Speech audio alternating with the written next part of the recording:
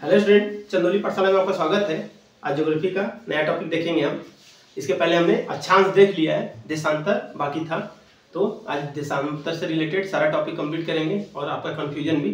हमारे साथ बने रहिए। चैनल पे नए आए तो चैनल को जरूर सब्सक्राइब करिए। चलिए देखते हैं क्या है देशांतर। पहले किसको कहते हैं? तो देशांतर उत्तरी तथा दक्षिणी ध्रुव। ये क्या हो गया? उत्तरी ध्रुव नीचे क्या होगा? दक्षिणी ध्रुव। जो प्रॉपर 3D डायग्राम में ही हम दिखा सकते हैं, ऐसे नॉर्मली ड्रॉ कर सकते हैं। तो उत्तरी तथा दक्षिणी ध्रुव को मिलाने वाली प्रधान मध्याह्न रेखा से पूर्व या पश्चिम खींची गई रेखा को देशांतर कहते हैं। तो प्रधान मध्याह्न रेखा किसको बोला जा रहा है? जो 0 डिग्री पे है। क्या है यहाँ पे? ये 0 डिग्री पे। 0 डिग्री के पूर्व जो रेखा है और पश्चिम जो रेखा है उसी को क्या बोला जाएगा? देशांतर रेखा। 0 डिग्री के पूर्व जो रेखा है और पश्चिम जो रेखा है उसको क्या बोलेंगे? देशांतर रेखा। इसलिए बोला गया उत्तरी तथा दक्षिणी ध्रुव को मिलाने वाली प्रधान मध्याह्न रेखा से पूर्व या पश्चिम की ओर खींची गई रेखा को क्या बोलेंगे? देशांतर रेखा। तो यहाँ पे क्या है? 0 डिग्री, 0 डिग्री का 15, 30, 45, 60, 90 ऐसे बढ़ते जाते हैं हम लोग, 180 तक जाते हैं। तो इधर इस साइड क्या है? पूर्व, इधर क्या है? पश्चिम है। फिर अगला क्या है पॉइंट? ये रेखाएं अर्धवृत्ताकार होती हैं। ये रेखाएं क्या होती हैं? अर्धवृत्ताकार होती है। तो देखिए अर्धवृत्ताकार है, अगर पूरा हम इसको देखेंगे तो एकदम ऐसे ही खींचा गया है। यहां से मिला के ऐसे ही खींचा गया। अर्धवृत्ताकार मतलब ऐसे एक शेप ले रही है। तो ये रेखाएं क्या होती हैं? अर्धवृत्ताकार होती हैं। फिर इन रेखाओं के बीच की दूरी विषुवत रेखा पर सर्वाधिक होती है तथा ध्रुव पर शून्य हो जाती है। इन रेखाओं के बीच की दूरी विषुवत रेखा पे सबसे ज्यादा होगी। तो मतलब इन रेखाओं के बीच की दूरी यहां से यहां तक सबसे ज्यादा होगी, लेकिन ध्रुव पे क्या हो रहा है? सब जाके मिल जा रहे हैं, सब जाके ध्रुव पे मिल जा रहे हैं। तो इनकी दूरी क्या हो जाएगी? शून्य हो जाएगी। लेकिन विषुवत रेखा पे सर्वाधिक होती है, क्योंकि ध्रुव पर ये रेखाएं एक बिंदु पर मिल जाती हैं। क्योंकि ध्रुव पर ये रेखाएं एक बिंदु पर मिल जाती हैं, इसलिए ध्रुव पे इनकी दूरी 0 हो जाती है और विषुवत रेखा पे ये दूरी क्या हो जाती है? सर्वाधिक हो जाती है। फिर क्या है? देशांतर रेखाओं की लंबाई बराबर होती है। जितने देशांतर रेखाएं हैं सबकी लंबाई आपस में बराबर होगी। लंबाई बराबर होती है। जितने देशांतर रेखाएं सबकी लंबाई आपस में बराबर होगी।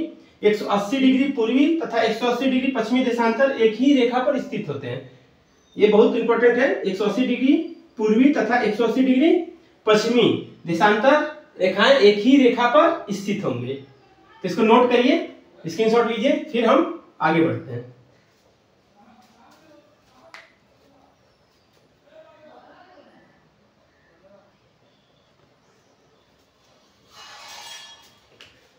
चलिए स्टूडेंट आगे देखते हैं।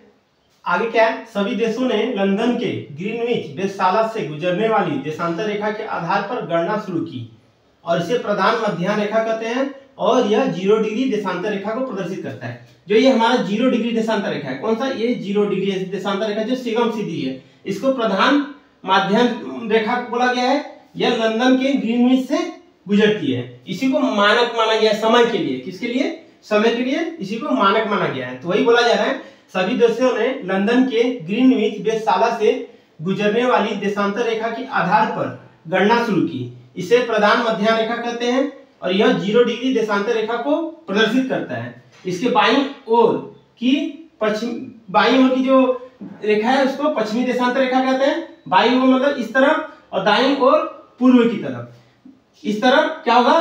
पूर्वी देशांतर रेखा और इस तरफ पश्चिमी देशांतर रेखा। तो वही बोला जा रहा है। फिर अगला देखिए बहुत महत्वपूर्ण है। अक्षांश और देशांतर रेखा एक दूसरे को समकोण पर काटते हैं। कहां काटते हैं? कितने डिग्री कोण पे? 90 डिग्री मतलब समकोण पे। अक्षांश और देशांतर रेखा एक दूसरे को समकोण पे काटते हैं। फिर अगला क्या है? ग्रीनविच के पूर्व में सभी स्थानों का समय आगे होता है। 0 डिग्री प्रधान मध्याह्न रेखा से हम जब भी आगे बढ़ेंगे पूर्व में तो समय आगे हो जाएगा, और पश्चिम में जब बढ़ेंगे तो समय पीछे होगा। जब पूर्व में बढ़ेंगे तो आगे समय आगे हो जाएगा और पश्चिम की तरफ बढ़ेंगे तो समय पीछे हो जाएगा। तो वही बोला जा रहा है ग्रीनविच के पूर्व में सभी स्थानों का समय आगे तथा पश्चिम में समय पीछे होता है, क्योंकि पृथ्वी अपनी काल्पनिक अक्ष पर पश्चिम से पूर्व की ओर घूमती है। क्योंकि पृथ्वी अपनी काल्पनिक अक्ष पर पश्चिम से पूर्व की ओर घूमती है। तो पूर्व की तरफ बढ़ेंगे तो समय आगे हो जाएगा, पश्चिम की तरफ बढ़ेंगे समय पीछे हो जाएगा। इसको नोट करिए, फिर हम आगे बढ़ते हैं।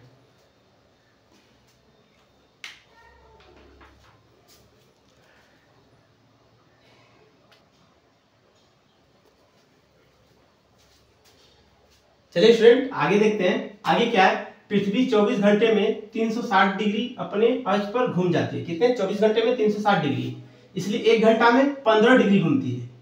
24 घंटे में 360, 24 का भागा 360 में दीजिएगा, 1 घंटा में कितना डिग्री घूम रही है? 15 डिग्री। इसलिए 1 डिग्री देशांतर पर 4 मिनट का अंतर पड़ता है। कितने मिनट का अंतर पड़ता है? 4 मिनट पे। क्यों 4 मिनट बोला जाता है 1 डिग्री देशांतर पे? क्योंकि 24 घंटा में 360 डिग्री घूमती है, तो 1 घंटा में 15 डिग्री, इसलिए 1 डिग्री कितने मिनट में घूमेगी? 4 मिनट में। तो 1 डिग्री देशांतर का अंतर कितना हो गया? 4 मिनट का। फिर है 0 से डिग्री से 180 डिग्री पूर्व की ओर जाने पर 12 घंटे का समय लगता है। 0 से 180 डिग्री तक इधर हम बढ़ेंगे, 0 ये है, इधर से हम ऐसे बढ़ेंगे तो कितना का अंतर होगा? 12 घंटे का समय लगेगा और वो समय आगे बढ़ेगा। हमने अभी बताया था 0 डिग्री से जितना हम पूर्व की तरफ बढ़ेंगे समय आगे बढ़ता जाएगा, तो 12 घंटा समय लगता है और यह समय क्या होगा?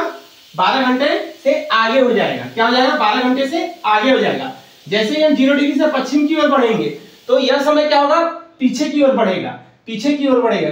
0 डिग्री से जब हम पश्चिम की ओर बढ़ेंगे तो उस समय पीछे की ओर बढ़ेगा और 12 घंटे पीछे की ओर होगा। इसलिए बोला जाता है पूर्वी और पश्चिमी देशांतर के बीच 24 घंटे का अंतर होता है।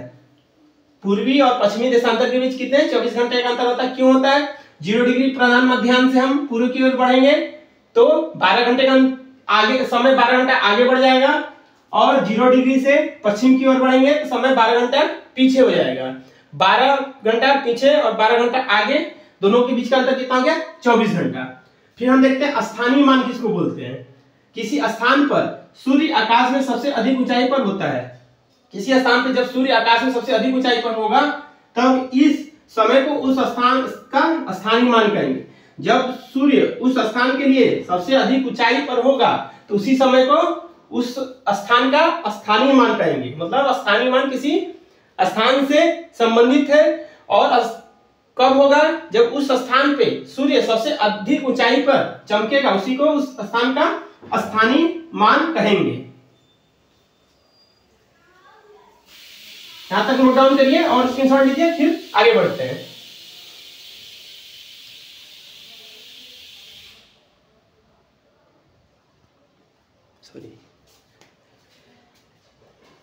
चलिए स्टूडेंट आगे देखते हैं। आगे क्या है? एक देशांतर रेखा पर स्थित सभी स्थानों का स्थानीय मान समान होता है। देशांतर रेखा पर स्थित एक देशांतर रेखा पे जितने स्थान स्थित होंगे उनका स्थानीय मान समान होगा, स्थानीय समय समान होगा। एक देशांतर रेखा पर स्थित सभी स्थानों का स्थानीय समय समान होगा। भारत के सर्वाधिक पूर्व एवं सर्वाधिक पश्चिम में स्थित स्थानों के स्थानीय समय में लगभग 2 घंटे का अंतर होता है। भारत के सर्वाधिक पूर्व तथा सर्वाधिक पश्चिम स्थित स्थानों के स्थानीय समय में लगभग कितने घंटे का अंतर होता है? 2 घंटे का। सर्वाधिक पश्चिम सर्वाधिक पूर्व में स्थित स्थान के स्थानीय समय में लगभग 2 घंटे का अंतर होता है। मानक समय किसको कहते हैं? भारत में 82.5 डिग्री पूर्वी देशांतर को मानक देशांतर कहा गया है। किसको 82.5 डिग्री पूर्वी देशांतर को क्या बोला गया है? मानक समय कहा गया है। मानक देशांतर कहा गया है 82.5 डिग्री पूर्वी देशांतर को मानक देशांतर कहा गया है। यह मिर्जापुर से गुजरती है। कहां से गुजरती है? मिर्जापुर जो यूपी में है, उत्तर प्रदेश में है। मिर्जापुर से गुजरती है जो उत्तर प्रदेश में है। फिर भारत की ग्रीनविच के पूर्व में स्थित है। भारत ग्रीनविच के पूर्व में स्थित है। कहां स्थित है? पूर्व में। हमने बोला था जो प्रधान मध्याह्न से पूर्व में स्थित होगा उसका समय आगे जाएगा, समय आगे जाएगा। तो भारत का समय कितना होता है? 5.5 घंटा आगे होता है। भारत का समय कितना? 5.5 घंटा आगे होता है क्योंकि यह ग्रीनविच से पूर्व में स्थित है। फिर देखते हैं अंतरराष्ट्रीय तिथि रेखा किसको कहते हैं? 180 डिग्री देशांतर वाली काल्पनिक रेखा अंतरराष्ट्रीय तिथि रेखा कहलाती है। क्या 180 डिग्री देशांतर जो काल्पनिक रेखा है उसको क्या बोलेंगे? अंतरराष्ट्रीय तिथि रेखा कहते हैं। यह रेखा प्रशांत महासागर में स्थित है। कहां स्थित है? प्रशांत महासागर में। किसको अंतरराष्ट्रीय तिथि रेखा कहते हैं? 180 डिग्री देशांतर वाली काल्पनिक रेखा को अंतरराष्ट्रीय तिथि रेखा कहते हैं। यह प्रशांत महासागर में स्थित है। तो हमारा ये अक्षांश देशांतर का टॉपिक पूरा कंप्लीट हो गया और अगले क्लास में अगले टॉपिक के साथ मिलेंगे। इसका प्रॉपर नोट्स बना के इसको लर्न करिए और प्रिपेयर करिए।